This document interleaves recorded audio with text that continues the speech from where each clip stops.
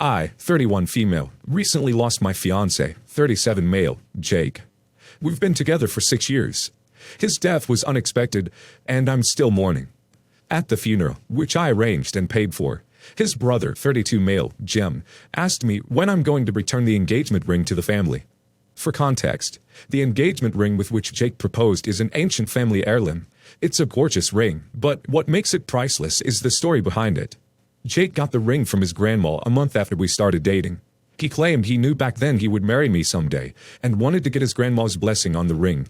When he proposed, his grandma already passed away, so having the blessing put on the ring made it extra special for the both of us. I asked Jim if he's serious, to which he said yes. Apparently his long-term girlfriend Stacy saw the ring a while ago and fell in love with it, and the story behind it, so she kept nagging him to get her something similar, which he couldn't. He figured, since I can no longer marry Jake, he can propose to Stacy with it. I told him that he is rude, that the ring was blessed especially for Jake and I and mine, and even if that wasn't the case, bringing it up during Jake's funeral is incredibly disrespectful. After the funeral, I got a message from Stacy saying it would mean the world for her to be the new owner of the ring, and I could always think of her and Jim's wedding as the bittersweet ending to my relationship. She said the ring was blessed so one of the grandsons can marry the love of his life, and since Jim is the only living grandson left, he has a claim on it. I blocked her. My ex-mother-in-law also reached out to me and said that although she understands my pain, I can't keep the ring since it's a family heirloom, so I should suck it up and give it to Jim. I snapped and told her no, the ring is staying with me and following me to the grave if need be. It's a beautiful symbol of Jake's love, and I won't let Jim and Stacy sully that memory of him. The ring is legally mine, so all they can do is cry about it and be better. They keep harassing me on social media, saying I'm a bad person and that I stole the family heirloom to spite Jim and Stacy out of jealousy, but I ignore them. Today I met up with my brother, and he said that although Jim's approach was highly inappropriate, I'm being selfish for keeping the ring as a keepsake. I could always wear different jewelry that Jake bought me in his memory, but they could never replace an heirloom that's been in their family for generations. I'm now back home, and I can't stop thinking about it. Up until this point, I was sure I did everything right, but maybe I'm just being blinded by my grief. A friend suggested I ask for an objective opinion and recommended this place. So, am I the a-hole? Since you paid for the funeral, and they didn't, offer to sell them the ring back for the cost of the funeral. If you're not family entitled to keep the heirloom in their opinion, you shouldn't have had to pay for the funeral expenses. The brother was an a-hole to ask for it at the funeral. Otherwise, keep it, not the a-hole. You were family enough to pay for the funeral. You were family enough to have grandmother's blessing. You were family enough to your partner. The ring is yours, OP. The memory is yours. Gift it to someone whose love you want to bless, if you so choose. Otherwise, do what makes you happy. Not the a-hole. Not the a-hole. They don't want it back because it's a family heirloom. They want it back because Stacy is shallow and Jim can't spend the money. If he could buy you the same ring, they wouldn't care, but are using the family bees to manipulate you. Tacky and disgusting. I can't possibly imagine asking someone who lost their husband for the engagement ring back. My boyfriend, 27, and I, 26, have been together for 2 years.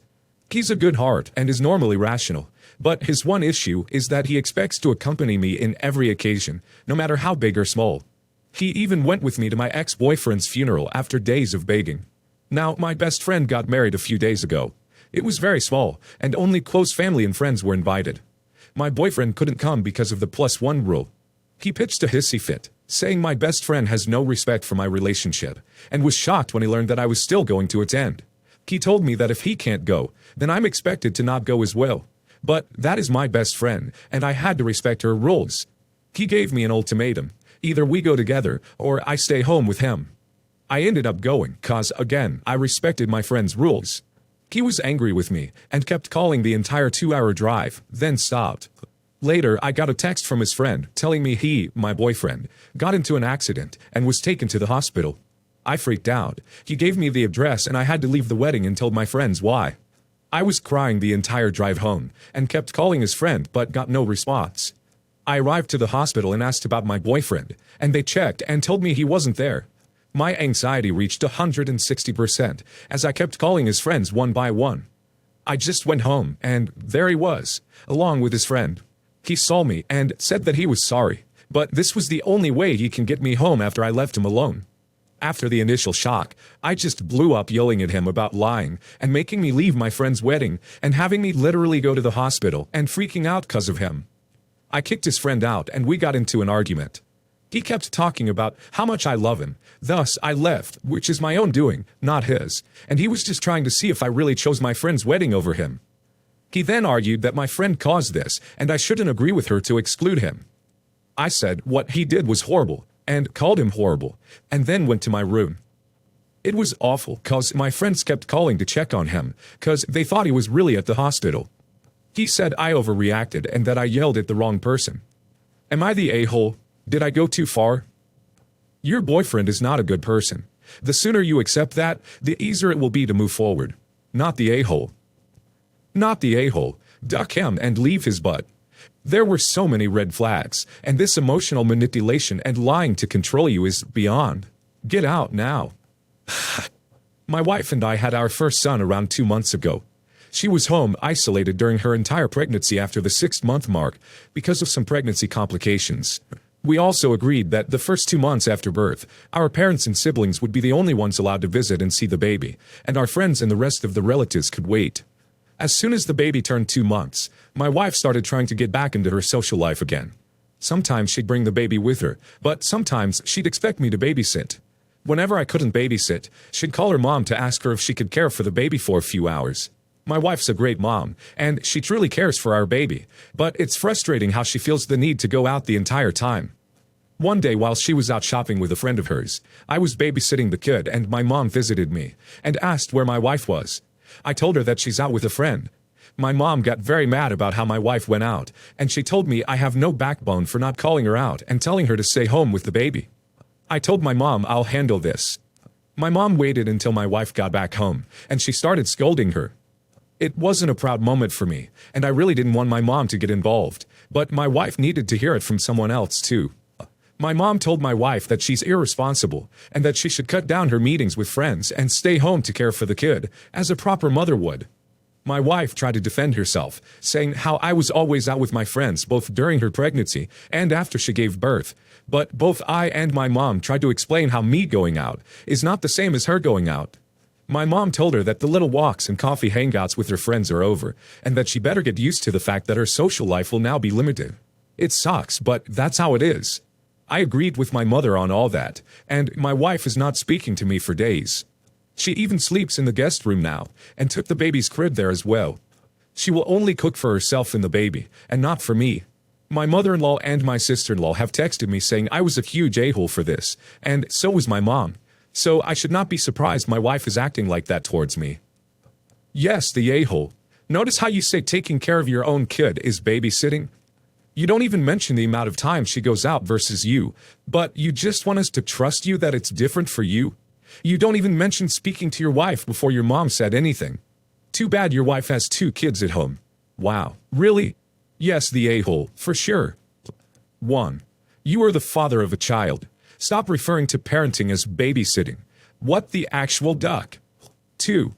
How dare you let your mother scold your wife like she is a child? It was none of her business, and you should have stepped in immediately. This was something for you and your wife to discuss privately. 3. Both I and my mom tried to explain how me going out is not the same as her going out. How so? Again, what the duck? Because she's a mother, she isn't allowed to have any time for herself, but you are? Get over yourself. OP, you are the worst.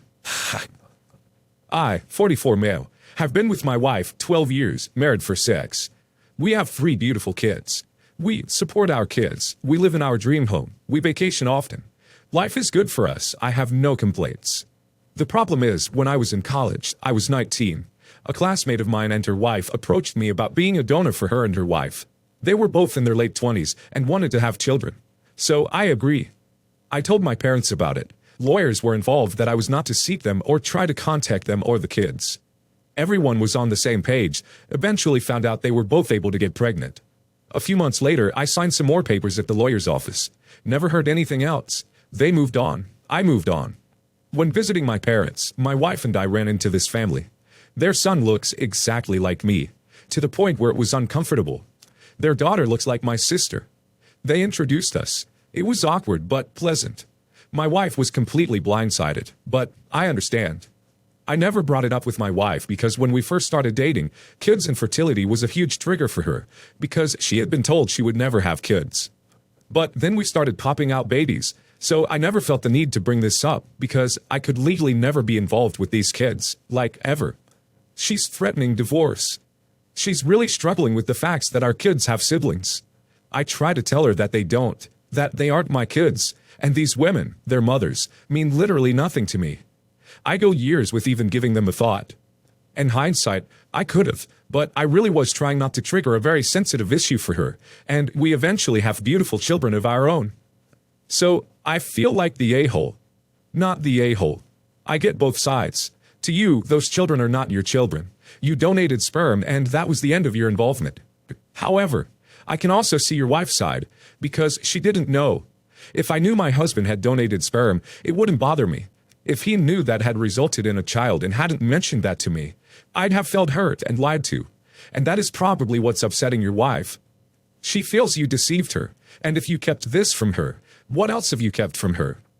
My mind would be going to the what-ifs in terms of if our child got in a relationship with their biological sibling. Not the a-hole. This is a tough one. Legally, you don't have kids, just like most donors don't. But I'm not surprised your wife is shot and hurt that she found out by being blindsided. It also makes sense that you wouldn't have wanted to bring it up since fertility talks triggered her. You were well-intentioned, but she's entitled to her feelings on this. Hopefully, some therapy will help. Soft yes, the a-hole. Never mentioning it. Did you date for a second and then start trying to have kids? That's a little weird. I mean, your wife is overreacting, but also, it is a little weird. I am poly, and in a committed, long-term throuple with my partner, let's call him Aaron, and my fiancé, let's call him Jack. We've been together for almost 3 years and collectively raise our 12-year-old daughter. My partner is also poly, and my fiancé chooses not to date others. We communicate very well and make decisions as a family. Aaron moved in with Jack and I about 18 months ago. Jack and I had been together for almost 2 years at that time. Just a bit of background. Jack and I getting married within the month. Our families are generally supportive, if only curious about our family life. Even if they don't quite understand, they accept us for who we are and simply enjoy that we are happy, healthy. Jack's mother, with whom I have always had a nice relationship with, is even paying for the alteration of my wedding dress. However, my mother-in-law has a best friend of 50 years that found out about our family through Facebook. I had never met or spoken to this person before. She requested me as a friend. I accepted after my mother-in-law told me who she was, and posted an inflammatory paragraph on my Facebook wall. She asked what the hell was wrong with me, and what do I think I'm doing? This happened to come at a particularly stressful time, as I was currently in the ER waiting room due to a family member's mental health crisis. I was already speaking to Jack about this situation, despite the fact that he was at work. I rarely interrupt him unless it's an emergency. I mentioned his mom's friend's actions as well, and we both agreed it was grossly inappropriate and entitled of her. I took the post down. We both sent this woman, let's call her Deborah, private messages asking her to direct any questions or concerns to us in a less public setting. I was polite for my mother-in-law's sake, because I respect her. Hours later, Jack and I got our own messages from Deborah. She explains that she has been a marriage and family therapist for 35 years, and I am a sick, twisted, narcissistic predator. She lauded herself as brave, kind, and righteous, for letting us know her opinion. She told Jack that he was naive and obviously being manipulated. Deborah has no idea of the inner workings of our family. She was nevertheless convinced I sleep with people indiscriminately without protection or the consent of my partners. I was broken, she said, and now I break others. I deserve no one and nothing, and Jack deserves better. She focused on the fact that I had taken down the post as a deliberate focus on ignoring discussion and knowledge, and claimed I was triangulating the situation by selfishly tattling on me and interrupting Jack at work. Remember, we were already dealing with an emergency. Finally, she uninvited herself to our wedding, which we had included her in as a courtesy only. Neither of us answered her out of respect to my mother-in-law, but it blows my mind how on earth she convinced herself this was appropriate. She hasn't seen Jack in over a decade and never talks to him. To me, she was a stranger. She asked no questions of either of us to gain clarification. This woman is a therapist? She included multi-ethnic relationships in her list of unconventional clients she had worked with. She talked mostly about how talented she was, and patted herself on the back for martyring herself by thrusting her unwanted opinion into the lives of others. My mother-in-law, fortunately, disagrees with her friend. She has understandable protective feelings towards her son, but sees we are happy. It wouldn't be a wedding without drama, right? You should report her to whomever governs your practice. She is a horrible therapist, and a piss-poor, pathetic excuse for a human being. It's an unfortunate fact of the therapy profession that a lot of narcissists are attracted to it, and that they cause horrific harm to those who are trying to get real therapy from someone, and end up with the narcissist instead. I'm glad this person was a virtual stranger, and that you were not actually her patient. She shouldn't have any patience.